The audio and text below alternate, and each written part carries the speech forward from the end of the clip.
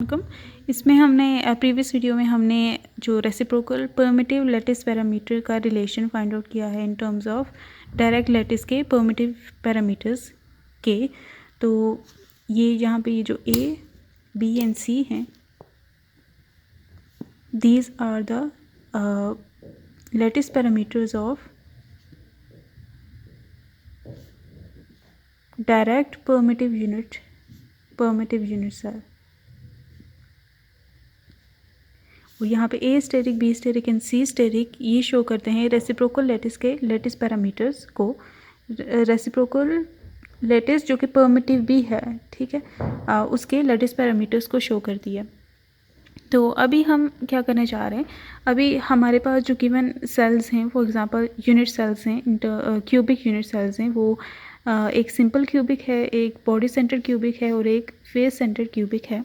तो इन तीनों के लिए हम फाइंड आउट करना चाहते हैं कि सिंपल क्यूबिक का जो रेसिप्रोकल लैटिस होगा उसके ये जो A asterisk, B asterisk and C asterisk है वो साइड्स कैसी होंगी, उसकी क्या आएंगी अगर हम सिंपल क्यूबिक के डायरेक्ट जो परमिटिव यूनिट सेल पैरामीटर्स हैं उनको इंसर्ट करें वन बाय वन इन तीनों में, तो हमें सिंपल क्यूबिक का जो करस्पॉन्डिंग रेसिप्रोकल लैटिस पैरामीटर्स पता चल जाएंगे। इसी तरह BCC के लिए करेंगे, इसी तरह FCC के लिए करेंगे।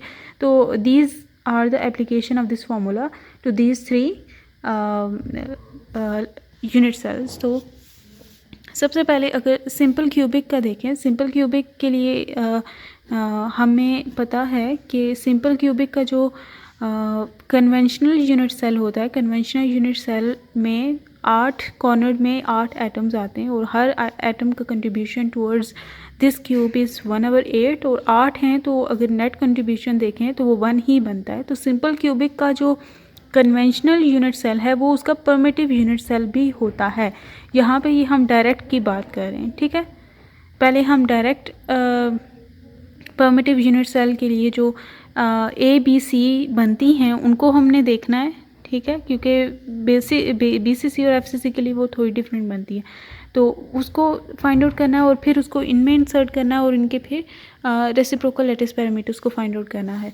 सो यहाँ पे डायरेक्ट के लिए हमने ये नेट देख लिया कि 1 है, तो इसकी सिंपली जो साइड्स हैं वो A side, B side and C side जो होती हैं, तीनों की लेंथ क्योंकि एक दूसरे के इक्वल होती है ना, तो अगर हम इनका वेक्टर ड्रॉ करना चाहते हैं, A side along X direction होता है, so this is X unit vector और उसकी लेंथ A ले लेते हैं।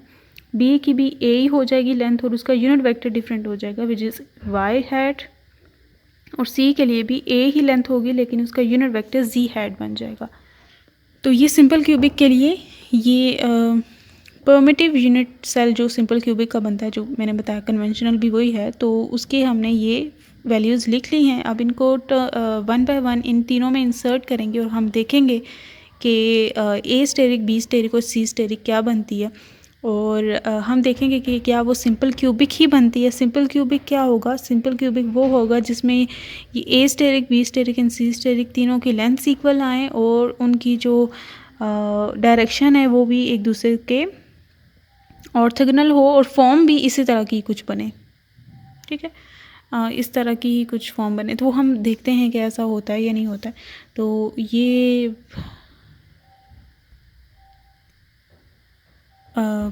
A स्टेरिक हम देखते हैं। तो A स्टेरिक के लिए A asterisk equals 2 pi B cross C, और A dot B cross C, ठीक है। तो अभी इसको फिर करते हैं कि B क्रॉस C को फाइंड आउट करना है। B की जगह ये है तो इनको सेपरेटली हम सॉल्व करेंगे। तो B क्रॉस C अगर करें तो B की जगह हम लिखेंगे A Y unit vector cross C की जगह हम लिखेंगे A Z यूनिट वेक्टर, ठीक है। ये A और A दोनों का प्रोडक्ट A स्क्वायर बन जाएगा, यहाँ पे बच जाएगा A Y unit vector cross Z unit vector, और Y Z दोनों जो है यूनिट वेक्टर्स है, ये ऐसा ही है J had cross K had. तो दिस इज़ इक्वल्स टू, अगर ये साइक्लिक परम्यूटेशन बना रहे हैं J K, तो ये J क्रॉस K अगर है, J पहले आ रहा है और क्रॉस K बाद में आ रहा है, तो दिस विल बी I। तो यहाँ पे X यूनिट वेक्टर आ जाएगा B क्रॉस C, ठीक है, तो A dot B cross C अगर मैं करूँ तो ए में आ जाएगा A X hat dot B cross C की जगह हम पुट कर देंगे A square X hat, A और ए स्क्वेयर क्यूब बन जाएगा ए क्यूब, और ये x hat dot x hat 1 होता है, तो ये ए क्यूब डिनोमिनेटर में वॉल्यूम आ जाएगा। ओके, और हमें पता है वॉल्यूम ऑफ यूनिट सेल जो क्यूबिक यूनिट सेल वो होता भी ए क्यूब ही है, तो ये ऐसे भी, तो ये हमारे पास जो ए स्टेरिक आ चुका है that is 2 pi times B cross C is A square X hat and the denominator is A cube. Okay, तो ये ए स्क्वेयर है, ये क्यूब है, तो ये एक नीचे बच जाएगा 2 pi by A X hat is A asterisk. इसको डिस्कस, इस रिज़ल्ट को डिस्कस बाद में करते हैं, बी स्टेरिक निकालते हैं, सी स्टेरिक निकालते हैं और फिर इस रिज़ल्ट को डिस्कस करते हैं। तो नेक्स्ट इज़ हम बी स्टेरिक को फाइंड आउट करते हैं। उसके लिए हमें सी क्रॉस ए फाइंड आउट करना होगा क्योंकि डिनोमिनेटर इज़ सिमिलर, सब में ए क्यूब ही आएगा।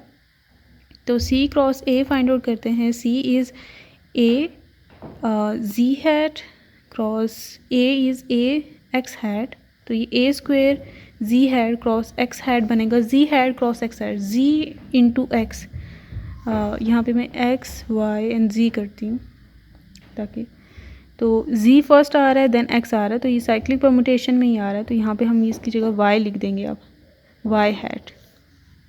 ओके, तो ये, और देन हम अब इसका ये अगर फाइंड आउट करना चाहते हैं तो इसमें वैल्यूज़ को पुट करते हैं। 2 पाई यहाँ पे ऊपर आ जाएगा ए स्क्वेयर वाई हैट और नीचे आ जाएगा ए क्यूब, तो ये भी यहाँ पे एक ही ए बचेगा, तो इसका जो वैल्यू आया है वो 2 pi by A Y unit vector आया है। This is B asterisk.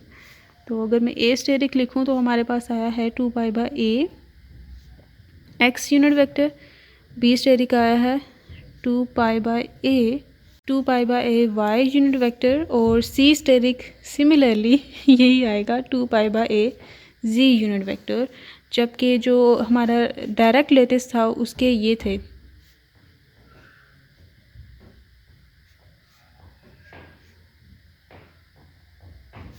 तो हम देख सकते हैं कि इनके यूनिट वेक्टर्स भी बिल्कुल सेम है।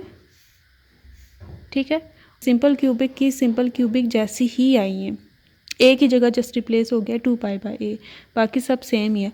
तो हम ये कहते हैं कि जो सिंपल क्यूबिक का जो रेसिप्रोकल परमिटिव यूनिट सेल होता है वो सिंपल क्यूबिक ही होता है with lengths as 2 pi by A, तीनों साइड की लेंथ्स उसकी 2 पाई बाय ए होती हैं। ओके, नेक्स्ट इज़ BCC के लिए।